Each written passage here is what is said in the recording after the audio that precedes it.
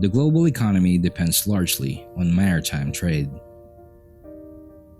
This means that most of the products that we use and enjoy, like food, electronics, and fuel, rely heavily on ships to deliver them from one country to the next.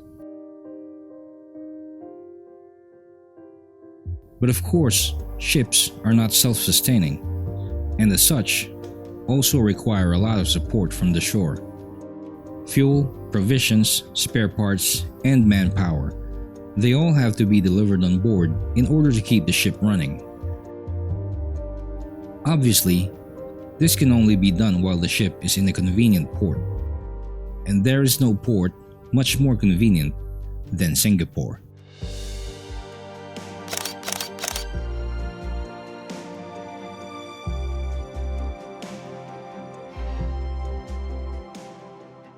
Over the past few decades, Singapore has developed itself to become a maritime hub.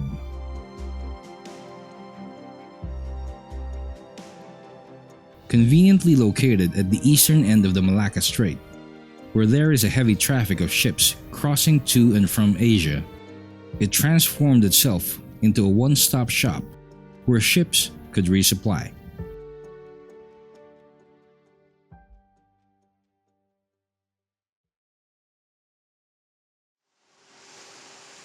Our voyage started from Rio Grande in Brazil and headed towards our discharging port all the way to China.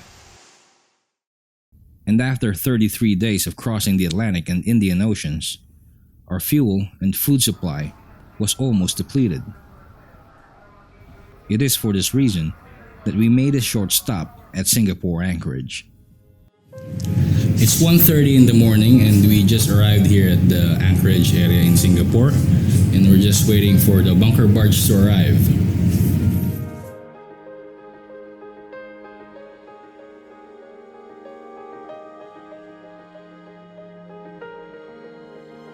So we're going to be taking in two grades of fuel oil today. One is for the heavy fuel oil and one for the gas oil.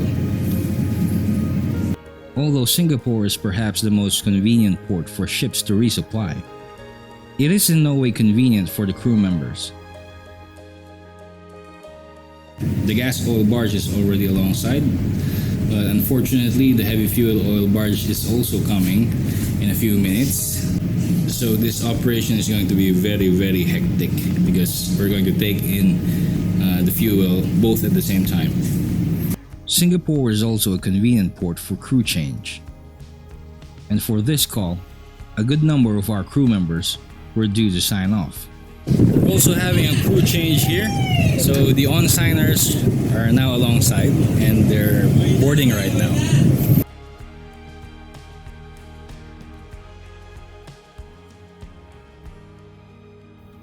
Ships calling on Singapore for resupply are in for a very hectic schedule all throughout their stay, and the crew members have to brace themselves for a very busy day. This is going to be a long day, and it's not even daytime yet.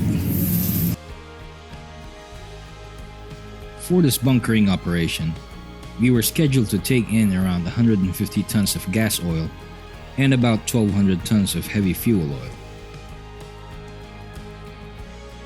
The whole operation would take around 6 to 7 hours to complete.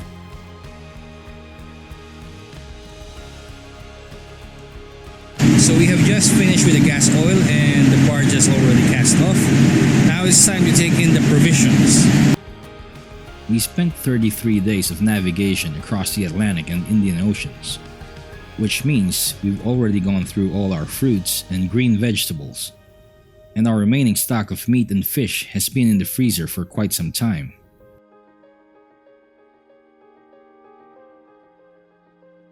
Singapore is one of the best ports to acquire provisions and stores, as the prices are very reasonable and the items you'll receive are of good quality. It's 8:20 in the morning and the pumping for the heavy fuel has been finished. They just finished the air blow. So I'm just waiting for the sounding to be completed so I can calculate how much we received.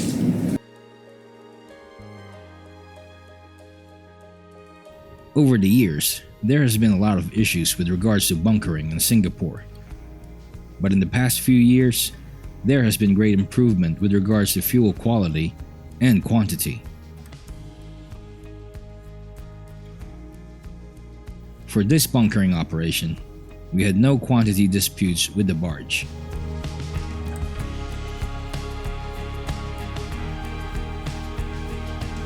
So we have finished bunkering, calculations are complete, documents were also completed, and the barge is casting away.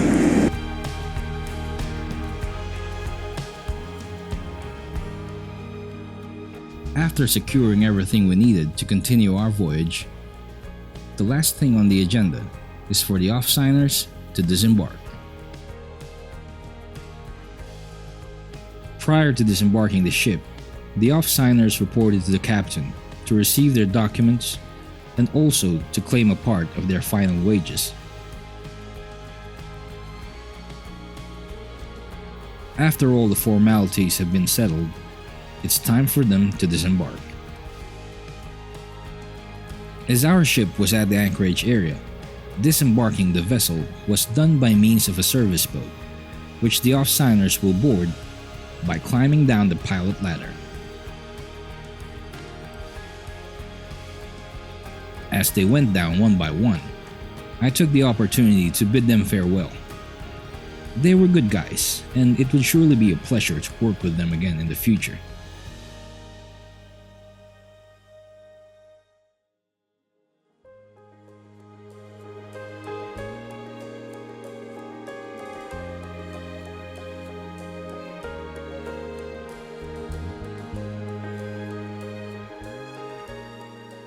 Our short stop at Singapore took only about 12 hours, and in that short span of time, we managed to do everything we came to do without any incident.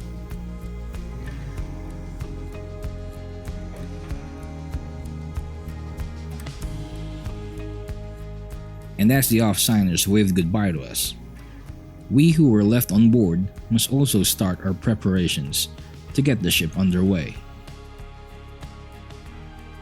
So the off-signers have disembarked and we're preparing now to depart Singapore. The deck guys are already heaving up the anchor and the engine is already on standby. We're just waiting for the pilot to arrive and we'll be leaving Singapore for China. Everyone was tired, and since we arrived just past midnight, a lot of us were feeling very exhausted. But of course, at times like these, we have to bite the bullet and soldier on.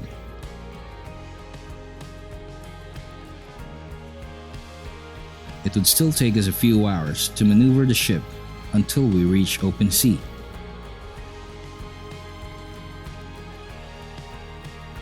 From here, it will take us about a week or so to reach our discharging port in China.